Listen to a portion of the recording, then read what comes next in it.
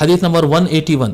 حدثنا العباس بن محمد الدوري قال حدثنا يوسف بن محمد قال حدثنا فليح بن سليمان عن عثمان بن عبد الرحمن عن يعقوب بن أبي يعقوب عن المنذر رضي الله عنها قالت دخل علي رسول الله صلى الله عليه وآله وسلم ومعه علي.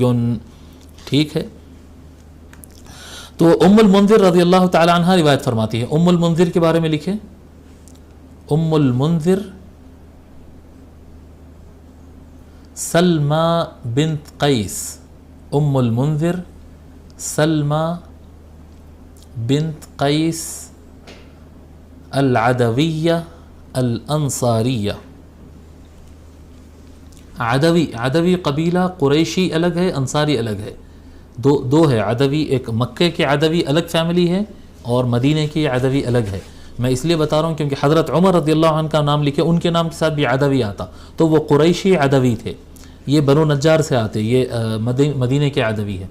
تو المنذر سلمى بنت قیس العدویہ الانصاریہ، یہ صحابیہ ہیں، مدینے کے رہنے والی ہیں، اور ان کی تاریخ وفات مجھے نہیں ملی. ٹھیک ہے. تو المنذر رضی اللہ تعالیٰ عنہ روایت فرماتی ہیں کہ ایک مرتبہ رسول اکرم صلی اللہ علیہ وآلہ وسلم میرے پاس تشریف لائے اور ان کے ساتھ مولا علی تھے. ومعه علی، ان کے ساتھ علی تھے.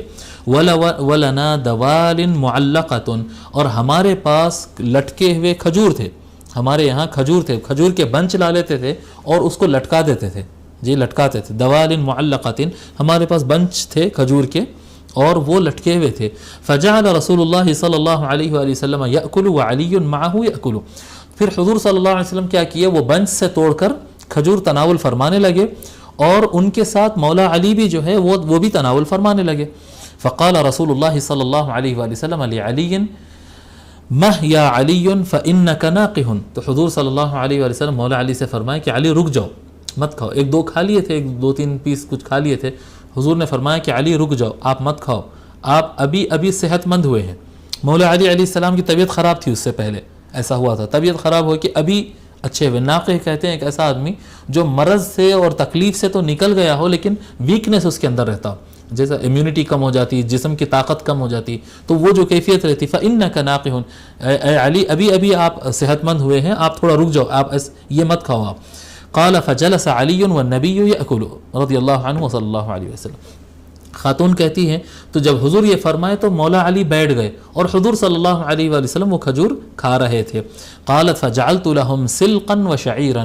خاتون کہتی ہے تو پھر میں جو ہے ان کے لیے سلق بنائی. سلق اور شعیر، شعیر تو جو ہم بتا دیے.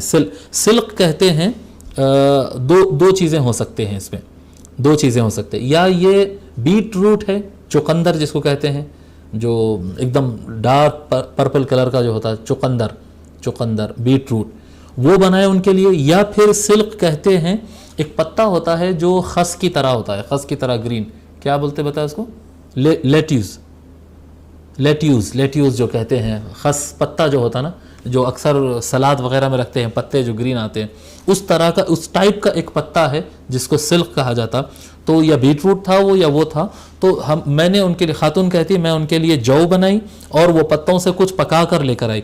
جب میں یہ پکا کر لے کر آئی تو نبی اکرم فقال النبی صلی اللہ علیہ وآلہ وسلم یا علی من هذا فاصل. حضور صلی اللہ علیہ وسلم نے فرمائے اے علی اس میں سے کھاؤ آپ. وہ کھجور مت کھاؤ، کھجور کھانے سے روکے تھے نا ان کو، اس میں سے کھاؤ آپ.